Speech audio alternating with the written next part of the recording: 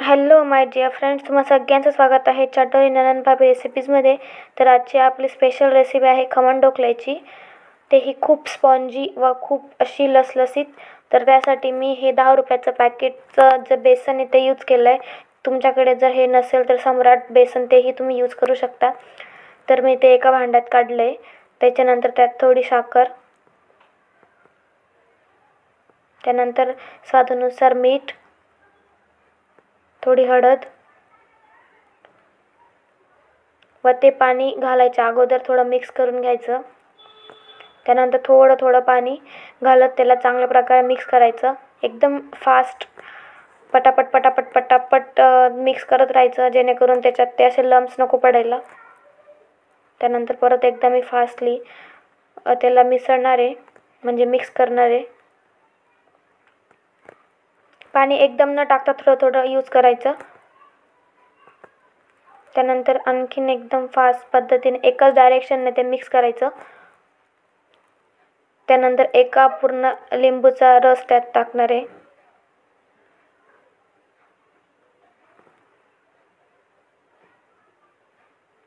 त्यानंतर हे आपण मिक्स करून घेऊयात.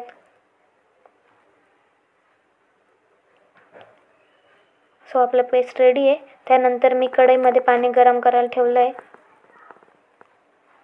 पाणीला उकळी आली आहे. त्यानंतर मी अशी ही रिंग आहे माझ्याजवळ, ती त्यात ठेवणार आहे. त्यानंतर हे केकचं जे प्लेट आहे ती आहे माझ्याकडे. तुमच्याकडे अशी प्लेट नसेल तर तुम्ही साधी आपली जी प्लेट असते तीही यूज केली तरी चालेल, नाहीतर दुसरं काहीतरी असेल त्याच्यात जरी टाकलं तरी चालेल. त्यानंतर मी इनोचा यूज केला आहे व इनोमध्ये थोडं 2 थेंब पाणी टाकलं आहे, जेणेकरून त्याचं रिॲक्शन व्हायला सुरुवात होईल. त्यानंतर पटापट एकदम फास्ट पद्धतीने पटकन मिक्स करून ते एका प्लेटमध्ये काढून घ्यायचं व प्लेटला खूप जास्त तेल लावायचं आधीच, जेणेकरून आपले जे ढोकळे आहेत ते चिटकायला नको. त्यानंतर फास्ट फ्लेम ठेवलं आहे गॅसचं. 2 मिनटानंतर परत बारीक गॅस करायचा.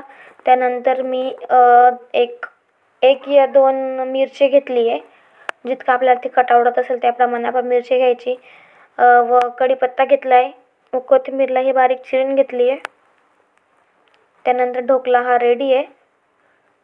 तो गार झाल्यानंतरच आपण त्याला काढायचं. गरम गरम काढण्याचा प्रयत्न केला तर तो खूप चिटकेल व तुटेल. हे माझं खूप चांगल्या प्रकारे गार झालं होतं, म्हणून मी त्याला काढले आता. त्यानंतर परत त्याला सरळ केलं व त्याचे पीसेस कट करून घेईल.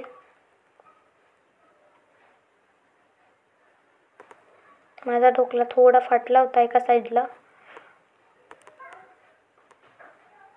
छान एकसारखे पीस करून घ्यायचे. तो हे रेडी. त्यानंतर आपण त्याच्यावाली मस्त फ्राय तेल तयार करून घेऊया. त्यासाठी मी एक वाटी घेतली. वाटीत थोडं तेल टाकलं. तेल जास्त नाही टाकायचं, ते खूप ऑइली लागतं. त्यानंतर तेलामध्ये जिरं मोहरी टाकायची व ती चांगली तडतडू द्यायची.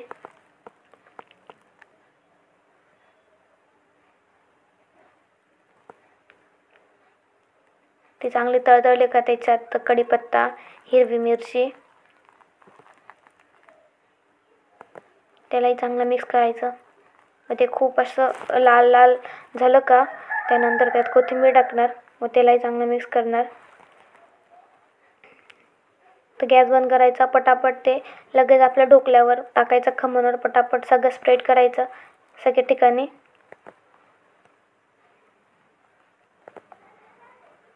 सगळ्या ठिकाणी लागायला पाहिजे म्हणून चम्मचने हे करून घ्यायचं, त्याला हलवून घ्यायचं. तर आपले खमण रेडी आहे. नक्की ट्राय करा व तुम्हाला रेसिपी कशी वाटली नक्की कमेंटमध्ये सांगा व चॅनलला सबस्क्राईब करायला विसरू नका.